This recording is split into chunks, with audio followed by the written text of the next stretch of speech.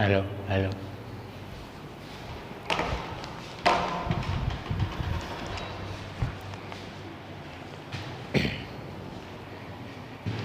नमस्कार विद्यार्थी मित्रों, श्री स्वामीनारायण विद्यार्थी भवन ट्रस्ट संचालित श्री एसएन विद्यालयना ई लर्निंग प्रोग्राम में हूँ अशोक चौहान आपનું ફરીથી हार्दिक स्वागत करूँ છું।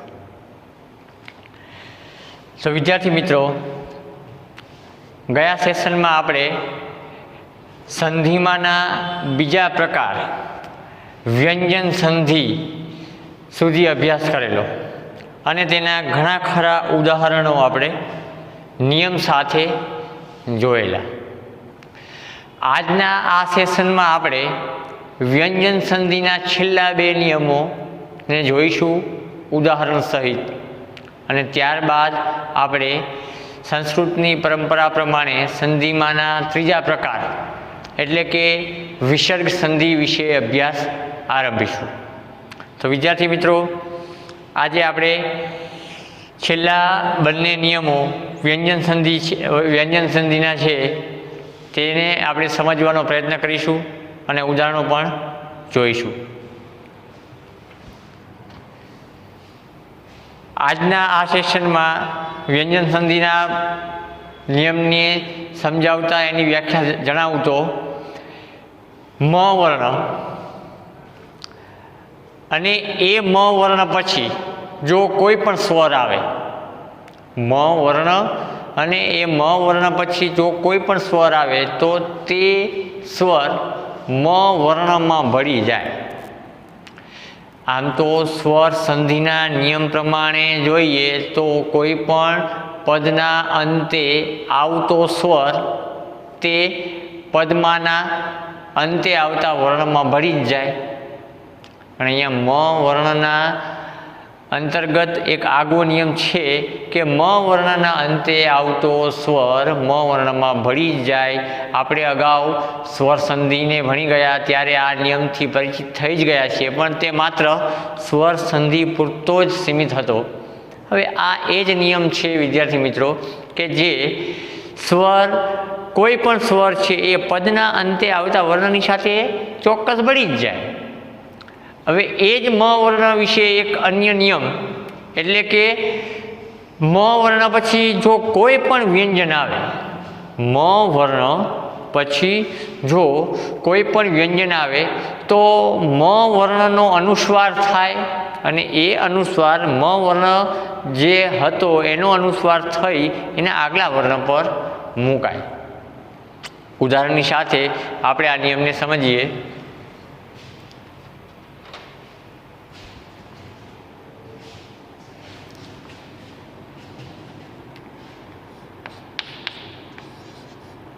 म वर्ण पछी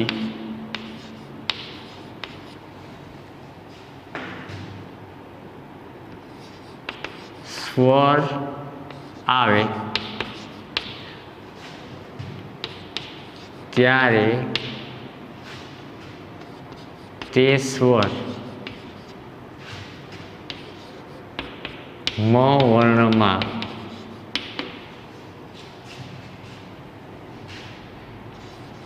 भळे अने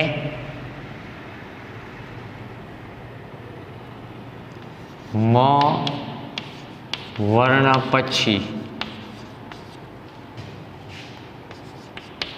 कोई व्यंजन आवे त्यारे म वर्ण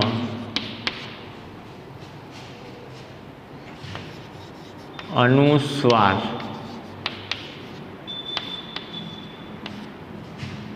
स्वरूपे तेनी आगळना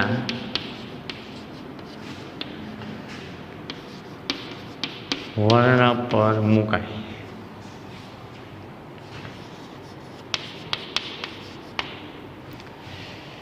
विद्यार्थी मित्रों, अहीं आ व्याख्या ने अनुसंधाने हूँ तमने अमुक उदाहरणों समझाऊँ। प्रथम उदाहरण जोईए तो સમ અર્પણ.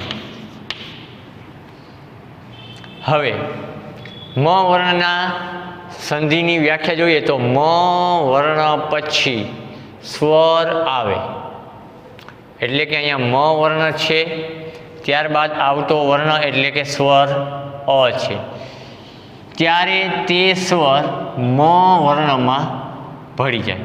એટલે કે મ વર્ણ છે એમાં અ ભળશે તો એનું ઉચ્ચારણ પણ મ જ થવાનું, અને અ છે એ મમાં ભળી જતા એને આપણે અલગ વર્ણ તરીકે શબ્દની સંધિ થાય ત્યારે લખવાનો રહેશે નહીં.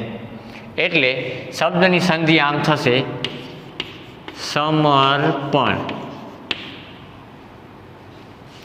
ત્યારબાદ બીજા ઉદાહરણને જોઈએ તો સમીક્ષા.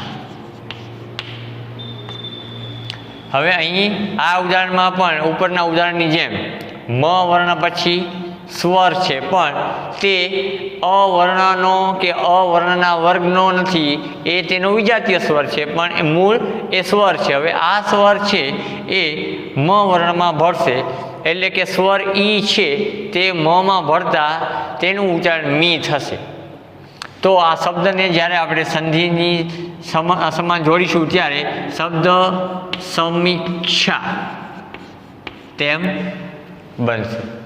આમ મ વર્ણ અંતર્ગત જે નિયમ છે કે મ વર્ણ પછી જો કોઈ પણ સ્વર આવતો હોય તો તે સ્વર મ વર્ણમાં ભળી જાય.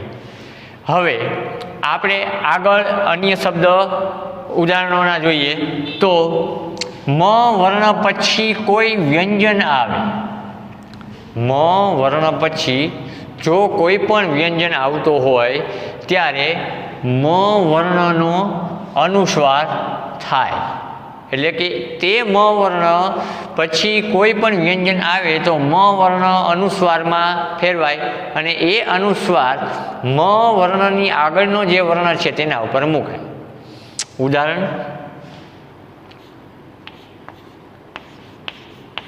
સંકલ્પ.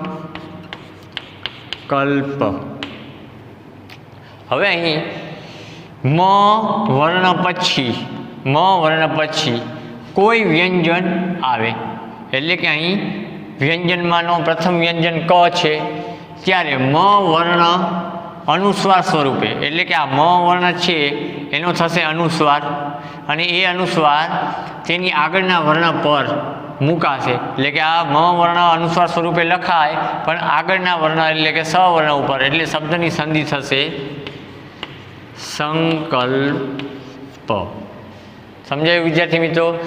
મ વર્ણ પછી કોઈ પણ વ્યંજન આવતો હોય તો એ મ વર્ણ અનુસ્વાર સ્વરૂપે તેની આગળના વર્ણ પર મૂકાય એટલે શબ્દની સંધિ સમકલ્પ છે તેની જગ્યાએ સંકલ્પ થશે. બીજું ઉદાહરણ જોઈએ તો સંતોષ. અહીંયા પણ મ વર્ણ છે તેના પછી અહીંયા વ્યંજન જ આવે છે તો આ મ વર્ણનો અનુસ્વાર થશે આની જેમ અને એ અનુસ્વાર સ્વરૂપે રહેલો મ છે આગળના વર્ણ ઉપર આવશે તો શબ્દની સંધિ થશે સંતોષ.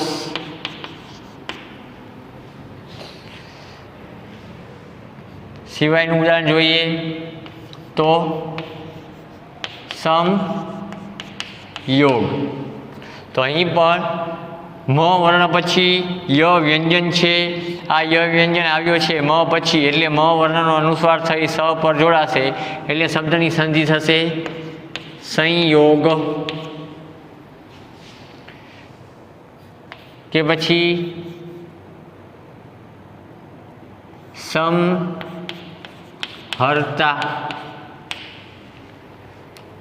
અહીંયા પણ મ વર્ણ પછી હ છે એટલે એ વ્યંજન છે તો મ વર્ણનો અનુસ્વાર થઈ અહીંયા જોડાશે એટલે શબ્દની સંધિ થશે સંહર્તા.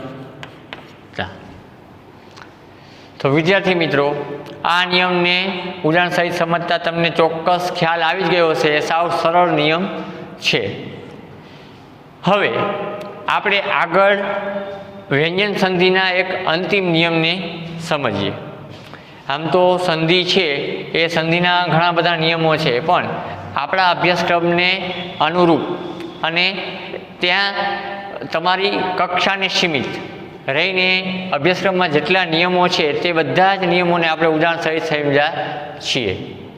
હવે વ્યંજન સંધિ આપણા અભ્યાસક્રમ અનુસાર વ્યંજન સંધિનો એક અંતિમ નિયમને જોઈએ તો રી એટલે કે આપણા વર્ણો છે, વર્ણોમાં જે વર્ણ સંસ્કૃત ભાષામાંથી સ્વીકારાયેલો છે અને ગુજરાતી ભાષામાં સ્થાન પામેલો છે તે રી, જેને આપણે ઉચ્ચારણમાં રૂ કહીએ છીએ. તે રી, ર કે મૂર્ધન્ય સ એટલે કે ષટકોણનો સ, એના પછી જો ન વર્ણ આવે, રી, ર, શ પછી જો ન વર્ણ આવે તો ન વર્ણનો હણ એટલે કે અનુનાસિક વ્યંજન હણ છે એ થાય. અહીં એ નિયમને સમજાવું છું. રી, ર કે સ વર્ણ પછી જો ન વર્ણ આવે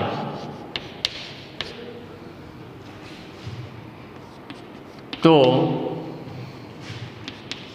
ન વર્ણને બદલે અનુનાસિક વર્ણ હણ મુકાય. રી વર્ણ, ર વર્ણ કે મૂર્ધન્ય સ વર્ણ, એના પછી જો ન વર્ણ આવે તો ન વર્ણને બદલે અનુનાસિક વર્ણ હણ મુકાય. ઉદાહરણ જોઈએ તો સૌ પ્રથમ કૃષ્ણ. હવે અહીંયા શબ્દની સંધિ એના નિયમની સાથે સરખાવતા કરીશું તો અહીંયા જે ત્રણ વર્ણો છે એમાંનો આ ત્રીજો વર્ણ એટલે કે શ વર્ણ છે. સ મૂર્ધન્ય છે, એના પછી જો ન વર્ણ આવે છે, આવતો હોય તો અહીંયા ન વર્ણ આવે જ છે તો ન વર્ણને બદલે અનુનાસિક હણ મુકાશે. આમ જોડણીના નિયમાનુસાર અહીંયા આગળનો વર્ણ એટલે કે શ છે એ અર્ધ બનશે અને શબ્દની સંધિ થશે કૃષ્ણ. નો અનુનાસિક હણ થાય. ત્યારબાદ અન્ય ઉદાહરણ રી છે અને ન છે, એટલે કે રી વર્ણ પછી જો ન વર્ણ આવે તો ન વર્ણને બદલે અનુનાસિક હણ મુકાય. અહીંયા રી વર્ણ છે એના પછી જ ન આવે છે તો આ શબ્દને જ્યારે સંધિમાં જોડીએ ત્યારે આ શબ્દની સંધિ થશે રીણ, જેનો અર્થ થાય છે કરજ, દેવું. ત્યારબાદ અન્ય ઉદાહરણ જોઈએ તો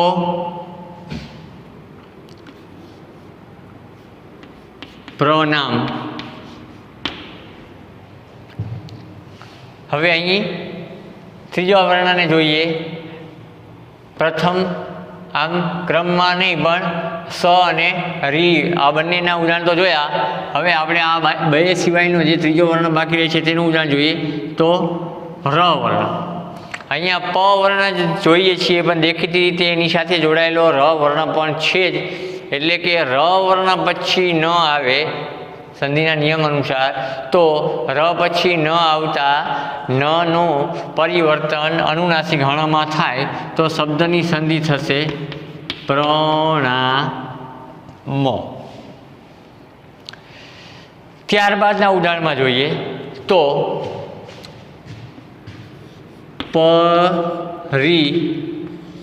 નહીં.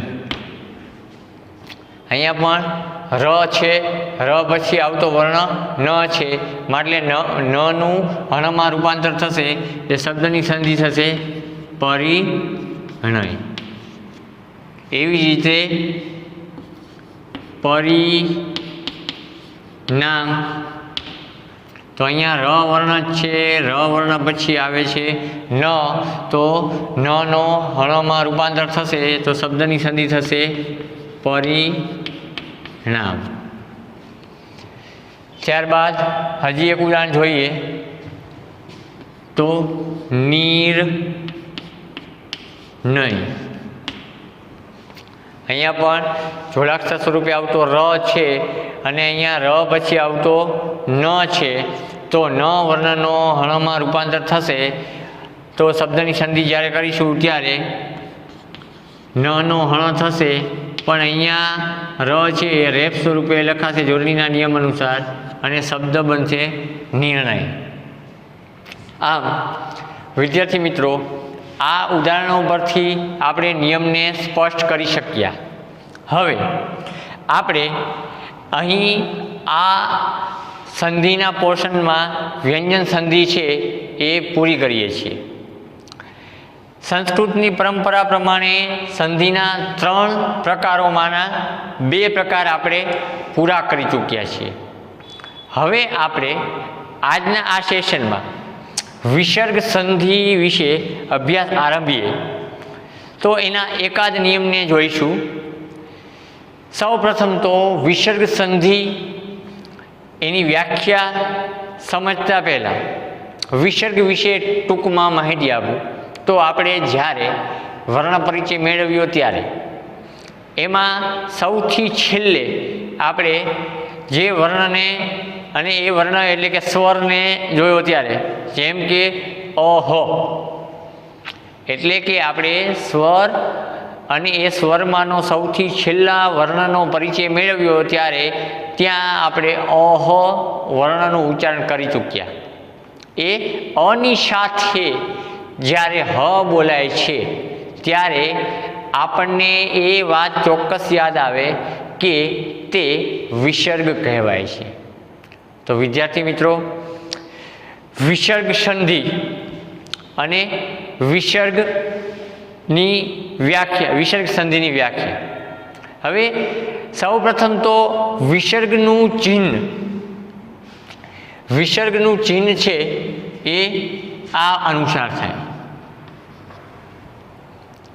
અને વિસર્ગનું ઉચ્ચારણ હંમેશા હ થાય છે.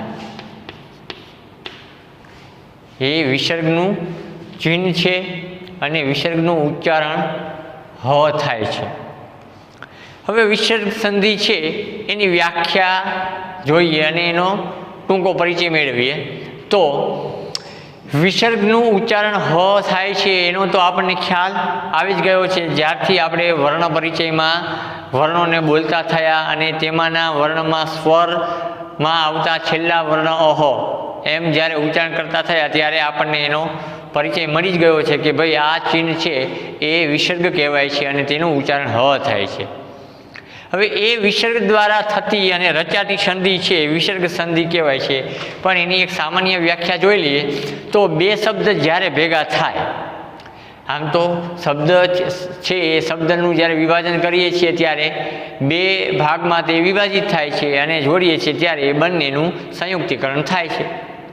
પણ અહીંયા એની વ્યાખ્યાને સમજતા પહેલાં આપણે એને સ્પષ્ટ કરી લઈએ કે 2 શબ્દ જ્યારે ભેગા થાય એટલે કે 2 શબ્દ જે છૂટા પડેલા છે તેને આપણે સંધિ કરતી વખતે જોડીએ છીએ ત્યારે આ બંને શબ્દો ભેગા થાય ત્યારે પ્રથમ શબ્દ છે એટલે કે પ્રથમ પદ, એ પ્રથમ પદના અંતે સ્વર કે વ્યંજન 2 શબ્દ ભેગા થતાં એ શબ્દમાંના પ્રથમ શબ્દના અંતે સ્વર હોય કે વ્યંજન હોય અને આ સ્વરના આવવાથી કે વ્યંજનના આવવાથી વિસર્ગમાં જે પરિવર્તન થાય અને ત્યારે જે સંધિ થાય અને જે શબ્દ રચાય ત્યારે તે વિસર્ગ સંધિ થઈ કહેવાય.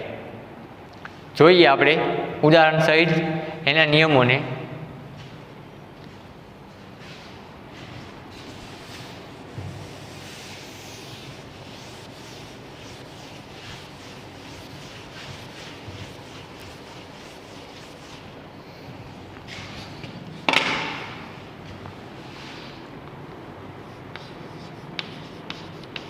વિસર્ગ સંધિ.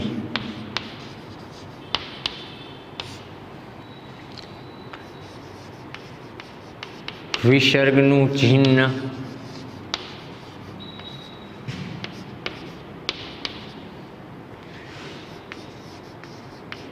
વિસર્ગનું ઉચ્ચારણ.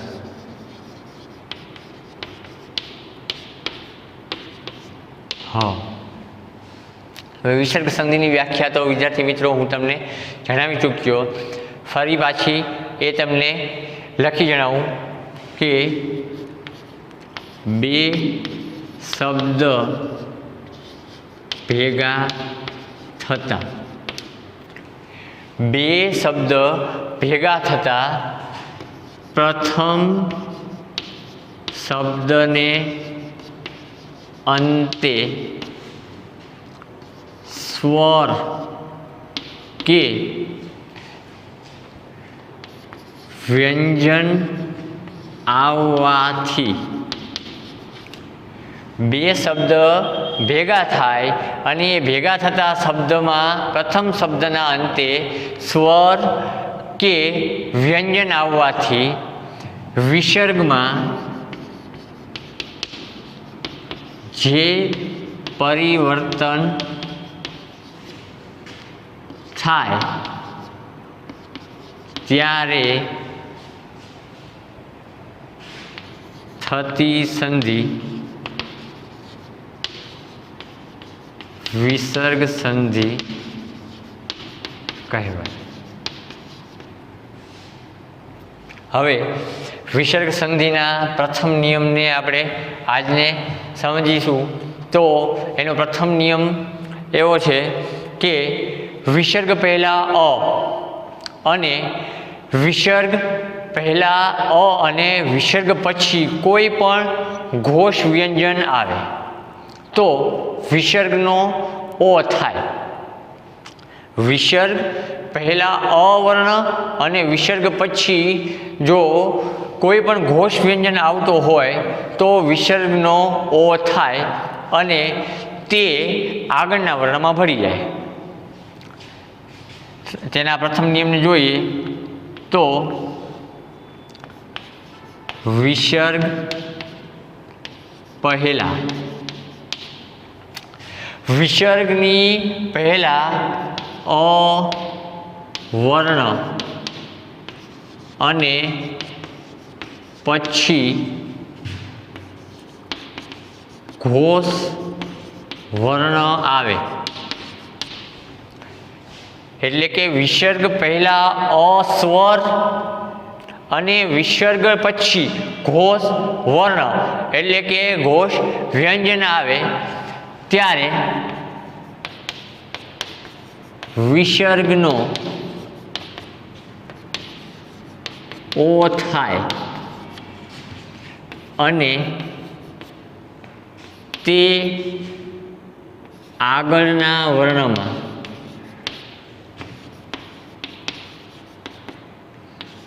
ભળી જાય. જો વિદ્યાર્થી મિત્રો અહીં વ્યાખ્યાને સ્પષ્ટ સમજો કે વિસર્ગ છે શબ્દની સંધિમાં હંમેશા હ ક્યાંય હશે નહીં, વિસર્ગ જ ચિહ્ન સ્વરૂપે હશે. એટલે કે આ વિસર્ગ પહેલાં અ વર્ણ આવતો હોય અને આ વિસર્ગ પછી ઘોષ વર્ણ એટલે કે ઘોષ વ્યંજન આવતો હોય ત્યારે એ વિસર્ગ છે એનો આ નિયમ માટે જ, આ નિયમ અનુસાર વિસર્ગ બરાબર ઓ એટલે કે વિસર્ગનો શું થશે? ઓ થશે અને તે ઓ વર્ણ છે એ આગળના વર્ણમાં ભળી જશે કારણ કે તે શું છે? સ્વર છે. હવે તેના ઉદાહરણને જોઈએ તો મ, ન, હ અને હર. હવે આ શબ્દને આપણે નિયમની સાથે સમજીએ તો વિસર્ગ પહેલાં અ એટલે કે આ વિસર્ગ છે અને એની પહેલાં આવતો વર્ણ છે ન, પણ ન વર્ણ છે એની સાથે ચોક્કસ અ વર્ણ તો ભરેલો જ છે. એટલે કે વિસર્ગ પહેલાં અ અને પછી ઘોષ વર્ણ આવે તો હવે આના માટે તમારે પેલું કોષ્ટક જોવું પડે. હવે અહીં એ કોષ્ટકને લખતો નથી, પણ આપણે અગાઉ વર્ણ પરિચયમાં અને સંધિની શરૂઆતમાં પણ એ કોષ્ટકને જોઈ ગયા છીએ. તો હનો સમાવેશ ઘોષ વર્ણમાં થાય છે. એટલે કે નિયમ પ્રમાણે વિસર્ગ પહેલાં અ આવે અને પછી ઘોષ વર્ણ આવે તો વિસર્ગનો ઓ થાય. એટલે કે અહીંયા આનો ઓ વર્ણ થશે, પણ ઓ વર્ણ છે એ નમાં ભળશે તો અહીંયા એનો ઉચ્ચારણ છે નો થશે. એટલે કે શબ્દની સંધિ થશે મનોહર. કારણ કે અહીંયા ન છે એની સાથે જોડાયેલો અ વર્ણ છે, એટલે કે વિસર્ગ પહેલાં અ આવતો હોય. અહીંયા વિસર્ગ છે, વિસર્ગ પહેલાં અહીંયા નમાં ભરેલો અ છે જ, અને વિસર્ગ પછી ઘોષ વર્ણ આવતો હોય તો હ વર્ણ છે, ઘોષ વર્ણ છે, માટે આ વિસર્ગ છે એનો ઓ થાય અને આ ઓ વર્ણ છે એ આમાં ભળી જશે. એટલે અહીંયા નમાં ઓ ભરતા નો થશે, એટલે શબ્દની સંધિ મનોહર થશે. ત્યારબાદ એવું જ એક ઉદાહરણ મનઃ અને રથ. તો અહીંયા પણ ન છે એમાં ભરેલો અ છે જ, એટલે કે વિસર્ગની પહેલાં અ વર્ણ છે અને વિસર્ગ પછી ઘોષ વ્યંજન એટલે કે ર છે. તો અહીંયા વિસર્ગનો ઓ થશે ઉપર મુજબ જ, અને એ ઓ નમાં ભરતા નો થશે, એટલે શબ્દની સંધિ થશે મનોરથ. એ સિવાયના અન્ય ઉદાહરણને જોઈએ તો બીજા શબ્દ દ્વારા બીજા વર્ણવાળા ઉદાહરણ જોઈએ તો સ, ર, હ અને વર. અહીંયા ર વર્ણ છે પણ રની સાથે ભરેલો અ વર્ણ છે, એટલે કે વિસર્ગની પહેલાં અ વર્ણ છે અને વિસર્ગ પછી આવતો વર્ણ ઘોષ વર્ણ છે. માટે આ વિસર્ગનો ઉપર પ્રમાણે ઓ જ થશે અને એ ઓ છે એ રમાં ભરશે એટલે એનું ઉચ્ચારણ રો થશે. એટલે શબ્દની સંધિ થશે સરોવર. અન્ય ઉદાહરણને જોઈએ તો અધઃ ગતિ. અહીંયા પણ ધ વર્ણમાં રહેલો અ વર્ણ અને એ વિસર્ગની પહેલાં આવે છે અને વિસર્ગ પછી આવતો ગ વર્ણ છે, ઘોષ વ્યંજન છે. માટે વિસર્ગનો અગાઉના 3 ઉદાહરણ પ્રમાણે ઓ જ થશે અને એ ઓ વર્ણ ધ વર્ણમાં ભળશે. માટે શબ્દની સંધિ થશે અધોગતિ. અને ત્યારબાદ અન્ય ઉદાહરણ જોઈએ તો મનઃ બલ. અહીંયા નમાં ભરેલો અ વર્ણ જે વિસર્ગની અગાઉ જ આવેલો છે અને આ વિસર્ગ પછી આવતો વર્ણ બ છે તે ઘોષ વર્ણ છે. માટે એ વિસર્ગનો ઓ થઈ આગળના વર્ણમાં ભળશે ત્યારે શબ્દની સંધિ થશે મનોબલ. આમ વિસર્ગ સંધિની શરૂઆતમાં સૌ પ્રથમ નિયમ અહીં આપણે પૂર્ણ કરીએ છીએ કે જ્યારે વિસર્ગની પહેલાં અ વર્ણ આવે અને વિસર્ગ પછી જો ઘોષ વર્ણ આવતો હોય તો વિસર્ગનો ઓ થાય અને તે ઓ દરેક આગલા વર્ણમાં ભળી જાય અને તે પ્રમાણે શબ્દની સંધિ રચાય.